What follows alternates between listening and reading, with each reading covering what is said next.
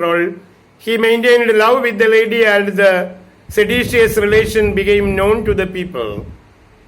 And this lady, the wife of Goody Pangle, became dead while giving birth to a child, and the parson of the church was accused for causing the death.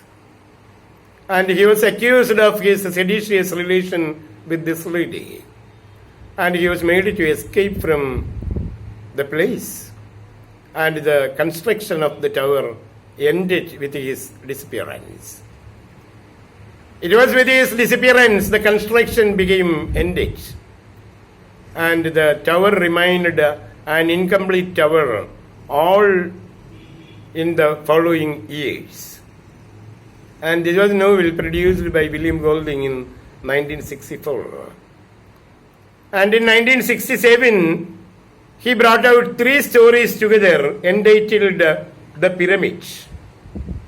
There were 3 interlinked stories, and the link character is named Oliver.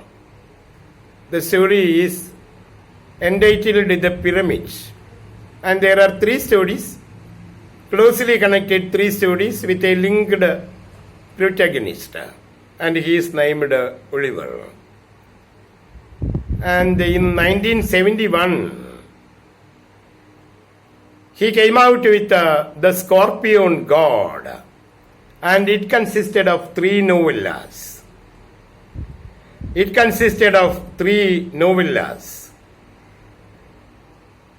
The Scorpion God is a collection of 3 novellas, and it included novels like Cling, Clong, Clong, speaking about an earlier period.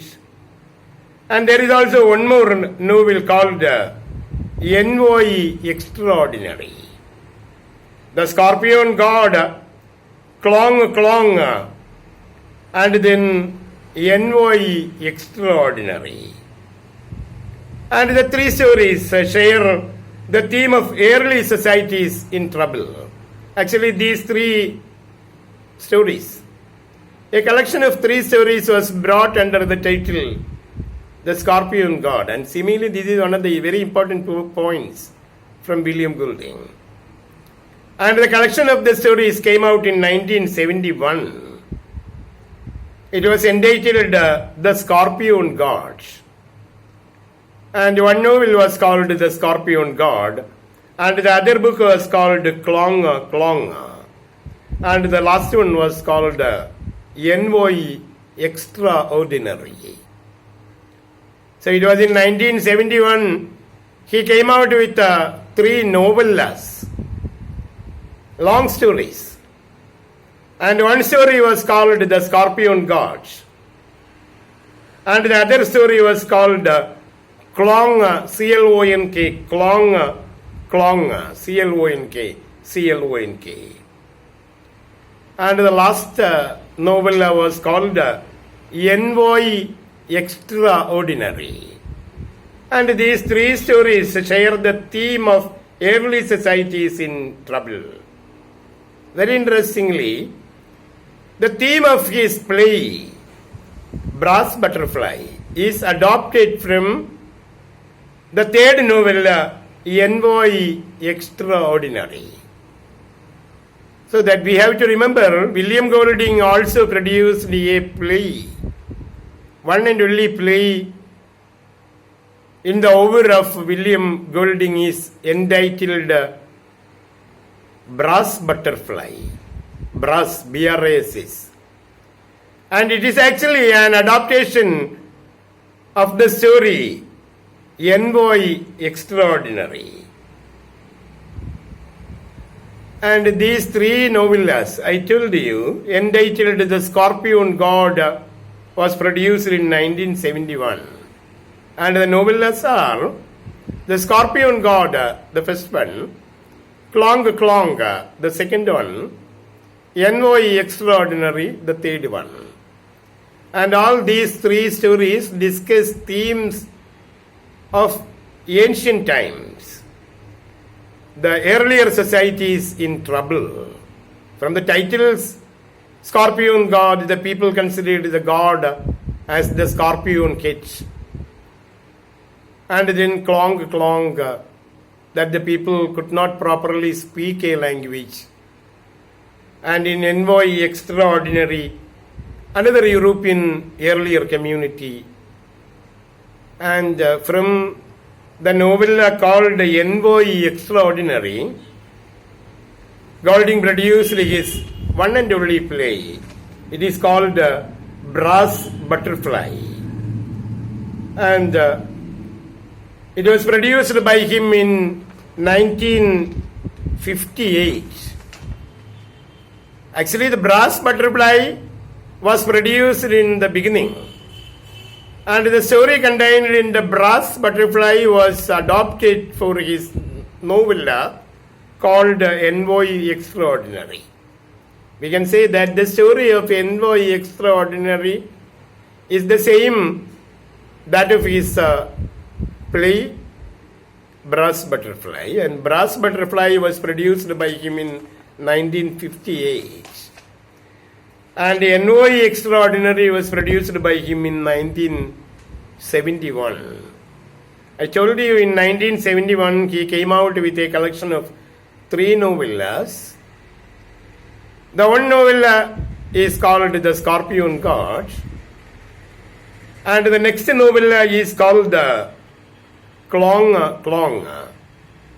and the third novella is called Envoy Extraordinary. And the story of Envoy Extraordinary is actually an adaptation from his play Brass Butterfly. And we have to remember that William Golding also produced a play entitled Brass Butterfly, and it was produced in 1958. And I told you, William Golding received a Booker Prize for his novel Rites of Passage. And it was in 1980 he received the Booker Prize. And Rites of Passage was included in his Sea Trilogy. And there are 3 novels. And the 3 novels are called The Ends of the Earth. To the Ends of the Earth. But there is no novel entitled To the Ends of the Earth. To the Ends of the Earth is actually a name given for the 3 novels.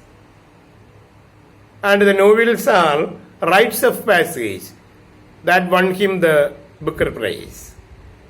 And the second one was Close Quarters. And the third one is called Fire Down Below. And these 3 novels actually speak the story of a link protagonist named Edmund Talbot, an aristocratic young man. And his experiences while making ship journey are described in the 3 novels. And he also falls in love with a girl. And he is asked by his uncle to make journey in the ship and to write of his experiences. He was asked by his uncle to travel by the ship and to speak about his experiences by writing a diary. And the 3 novels are written in that format. And the novels are Rites of Passage, Close Quarters, and Fire Down Below. And the link character is called Edmund Talbot. The first novel actually speaks about the death of a man and the rites given to him for his burial. The rituals undertaken for the burial of the man described in the Rites of Passage. And Close Quarters actually speaks about his love, his meeting a young woman, and his love with the lady named Miss Chumley. She is named Miss Chumley, Chumley. Close Quarters actually speaks his experience in the ship. And there in the ship, he falls in love with a lady named Miss Chamley. And it is at the time he is found traveling in a ship called HMS Alcyon. HMS Alcyon. As he was traveling in the ship called HMS Alcyon, he fell in love with a young lady named Miss Chamley. And so the novels as a whole are called by the name To the Ends of the Earth. And why I told you the thing, because in the collection of novellas, we come to find that there are 3 novellas. And the novellas are entitled The Scorpion God, Clong Clong, and Envoy Extraordinary. And they are the names of the 3 novellas. And the 3 novellas are called by the name The Scorpion God. But when he produced the C trilogy, the novels are given independently their name, and the collection has also been given an independent name. The collection is called To the Ends of the Earth, and the novels are called Rites of Passage, Close Quarters, and Fire Down Below. And I told you, the C trilogy was produced by him in 1980. From 1980 onwards. Rites of Passage was produced in 1980. And Close Quarters came out in 1987. And Fire Down Below came out in 1989. And I told you the 3 novellas entitled The Scorpion God, Clong Clong, and Envoy Extraordinary were produced by him in 1971. And the story used for his novella was already used by him for his play, Brass Butterfly. And we come to find another very important novel from William Golding. It is called Darkness Visible. So very interestingly, the title is an oxymoron. When we come to find an oxymoron, so there will be 2 parts. One part positive and the other negative. Dark, light. Night, day. Old, young. So one part is old and the other part is young. One part is dark and the other part is light. One part is day and the other part is night. When such words are produced, they are called oxymoron. And in Milton's Paradise Lost, we come to find many number of oxymorons used. And the title Darkness Visible was taken from Milton's Paradise Lost, Book 1. Darkness Visible. So actually in darkness there is no visibility. So the words are opposite. Therefore the title is to be called an oxymoron. And it was in 1979 he came out with the novel Darkness Visible. And for this novel he was awarded James Tate Black Memorial Prize. He was awarded James Tate, T-A-I-T, Tate Black Memorial Award. It was in 1979 he produced the novel Darkness Visible. And the title is adopted from John Milton's Paradise Lost, Book 1. And the title is Oxymoron. So the words are the opposites. There is no possibility for visibility in darkness. No light but darkness visible is what Milton mentions in his poem Paradise Lost. In his poem Paradise Lost, Milton speaks about the hell where Satan and the fallen angels are found. And while describing the darkness in the hell, Milton says, no light, rather darkness visible. But the fallen angels could find each other. So there is darkness, and that is visible darkness. And the same title has been used by William Golding for his 1979 novel, Darkness Visible. And it won him James Tate Black Memorial Award. James Tate Black Memorial Award. The novel actually narrates a conflict between good and evil. And the story is the story of a child who survives an explosion called the London Blitz during the Second World War. During Second World War, there was bombing in London, and it is called London Blitz. And it was during the bombing, a child was very terribly wounded, and he was named Matty. And his parents were lost in the bombardment. In the London Blitz, he lost his parents, the boy Matty, and he was terribly wounded. And his face looked very fearful and ugly. But he became a very loving person. Matty became a kind and loving person when he grew up. Even though he became disfigured, he became very sympathetic and kind, a very loving young man. And people even considered Matty a saint.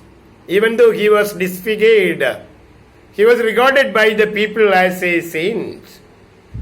And this is what we come to find in the first part of the book.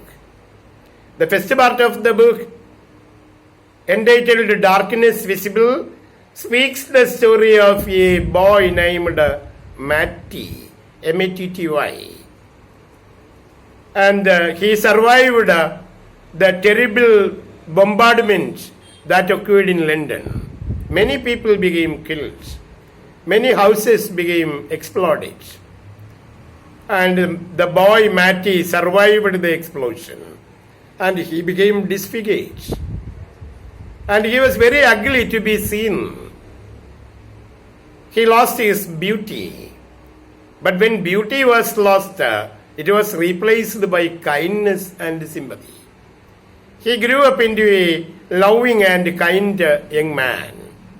And the people considered him as a saint.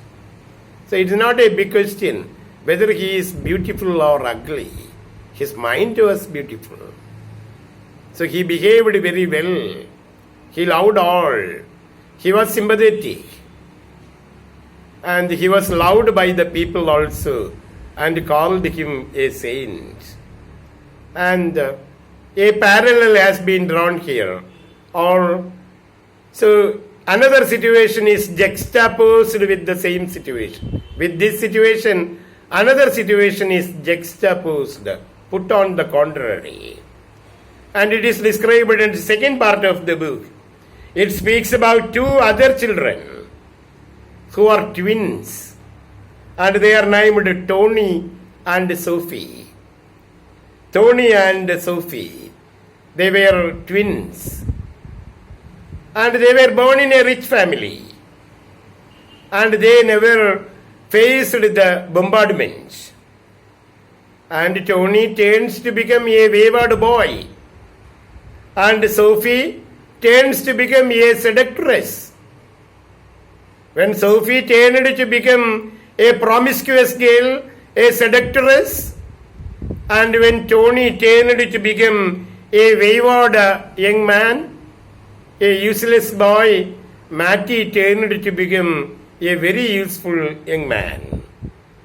Matty sacrificed his life for the best of his people. Towards the end, we find Matty sacrificing his life for the best of the people.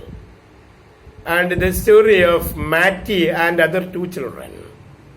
So, and the character of Matty is juxtaposed with the character of a twin set of children named Tony and Sophie. And in one part we find visibility, and in the other part we find darkness. It is darkness visible. Even though Matty is ugly, deformed, and disfigured, so there is beauty in his heart. And when Tony and Sophie are beautiful, there is darkness in their minds. So this is the darkness visible. And the novel was produced by him in 1979. And for this novel, he received James Tate Black Memorial Award also. In 1984, he came out with his novel, The Paper Men, and it is a comic novel. So it is written on the conflict between two men. And one person was a writer named Wilfred Barclay, a popular writer of the time, Barclay. And he had a drinking problem. He was in the habit of drinking too much. The writer Barclay, Wilfred Barclay, was a sardonic drunkard. And he had also problem with his wife. And he actually faced a death marriage. His wife was unbehaving. She was named Elizabeth. The writer named Wilfred Barclay was a sardonic drunkard, and he had also problems from his wife. She was named Elizabeth, and she always created problems in the life of Wilfred Barclay. And Barclay has been known everywhere, and the people venerated the writer. The people respected the writer Wilfred Barclay. And there appears a journalist, a young journalist who is also a professor of a university. He is named Rick Tucker. Rick, R-I-C-K, Tucker, T-U-C-K-E-R. And he is a professor of a university, and he is a journalist also. And he becomes interested in the life of Wilfred Barclay. And he wanted to produce a biography of Wilfred Barclay. And this young professor approaches Wilfred Barclay and tells about his intention that he wanted to write the biography of Wilfred Barclay. But Barclay dismissed him, saying that a biography was not needed for him. He didn't want to speak about his experiences.